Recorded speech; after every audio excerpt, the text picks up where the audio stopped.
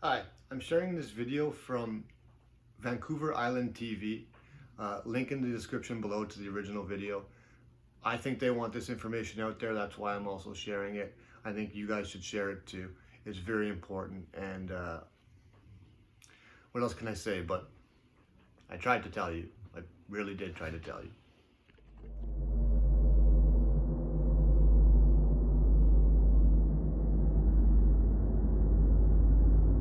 There's lots of good data now that supports they are safe and effective in pregnancy. And just last week we had a study that showed that protective antibodies are transmitted through breast milk to the infant as well. So I encourage all pregnant women. I can say unequivocally these vaccines do not affect fertility, both in women or in boys or in young men.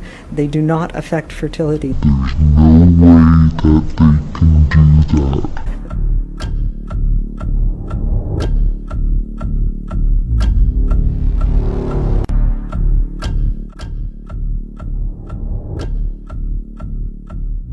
My name is Aurora Bisalmo-Petit. My name is Dr. Charles Hoff.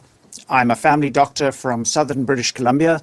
On November 15th, 2001, I was one of the thousands of nurses that was fired for not providing my employer, PHSA, with my personal private medical information.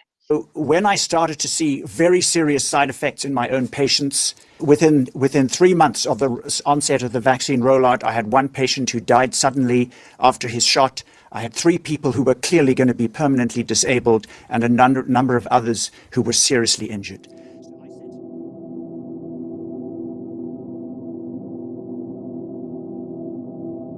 And we have had one question, but that question refers to a clinical matter. And as a result, I have referred that question to management to respond directly to the individual. So as there are no other formal questions. I'm actually here from the public with another question. Yes. If I can come over there so that the members of the public can see my question that I have. That's all right? Sure.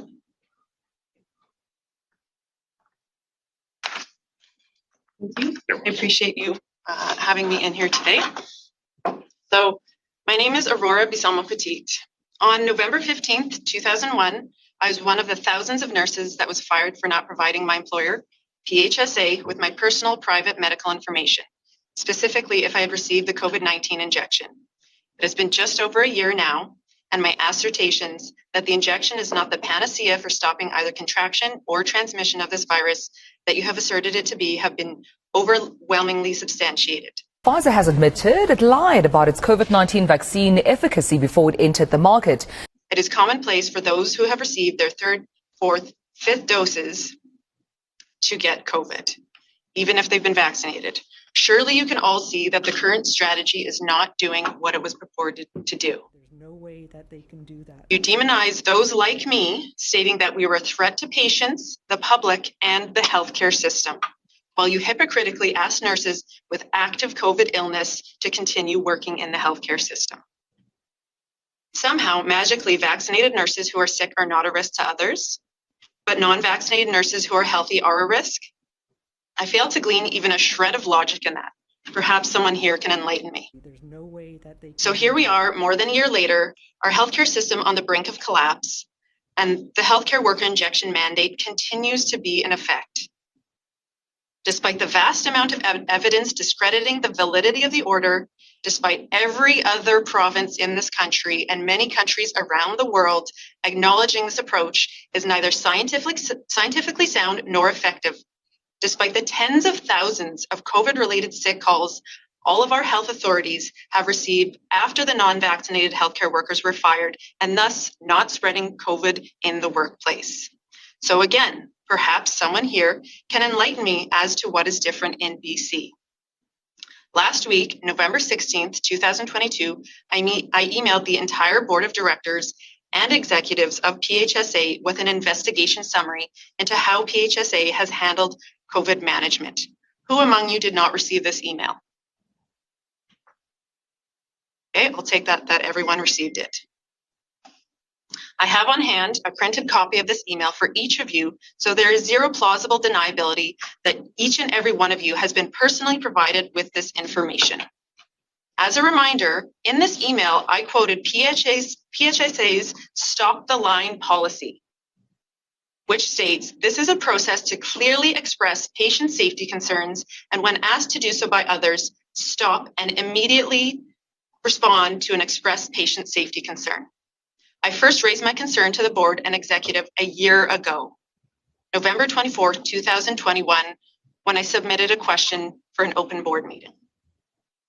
My last question submission on April 28th has yet to be acknowledged, let alone addressed. In this email, I shared under PHSA's whistleblower policy some of the alarming red flags I noticed related to COVID while working as a nurse for PHSA. Namely, the huge discrepancy in adverse vaccine reactions occurring versus those being reported to the public.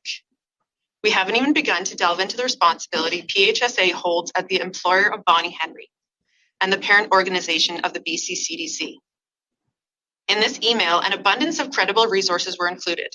I have yet to receive a response from a single one of you. Not something I would expect from leadership of an organization like this. The public health measures, including but not limited to the experimental COVID injection that you have facilitated, promoted, and mandated are causing significant morbidity and mortality in this province. In Pfizer's own post-market trial data, in the first 3 months, ending February 28, 2021, their own data reported several pages of adverse reactions, including over 1,200 deaths.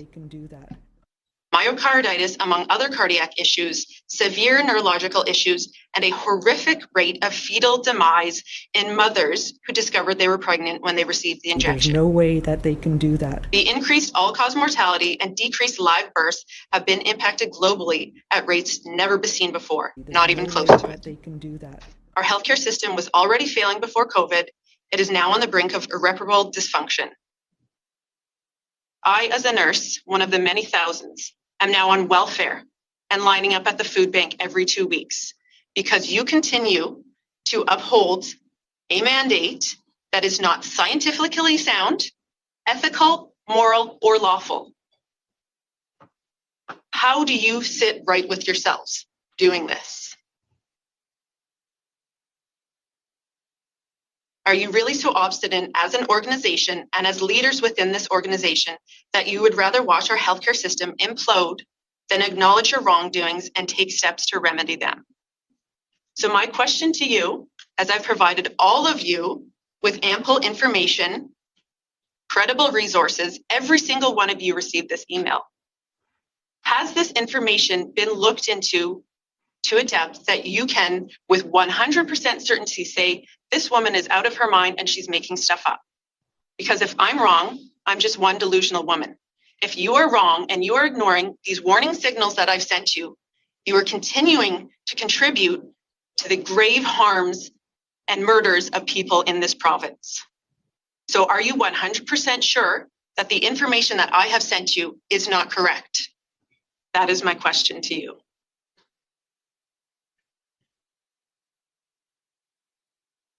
Great. I have reviewed the information, and I too am a registered nurse and feel quite confident with the evidence, yes.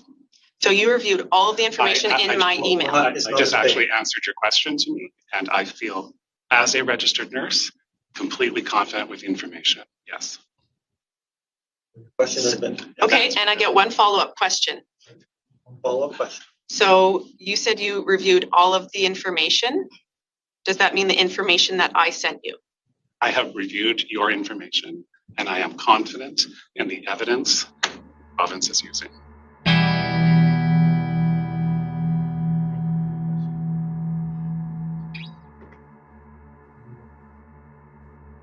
Shame on you. I will leave. Shame on all of you for not looking into this. There will come a point in time, and it's becoming more and more obvious.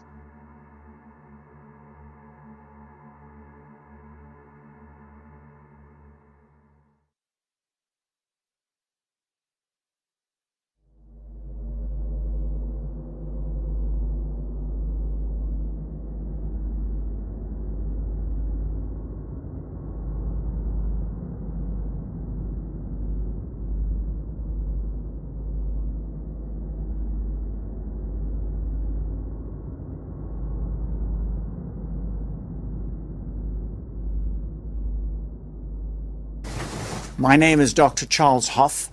I'm a family doctor from southern British Columbia, where I've worked since 1993. I serve mostly the Nlaka'pamux First Nations people. When the vaccine rollout began, I tried to alert my colleagues in the area to serious safety signals and was reprimanded by the authorities and told that I was not allowed to say anything negative about the vaccines. And so when I started to see very serious side effects in my own patients, within 3 months of the onset of the vaccine rollout, I had one patient who died suddenly after his shot.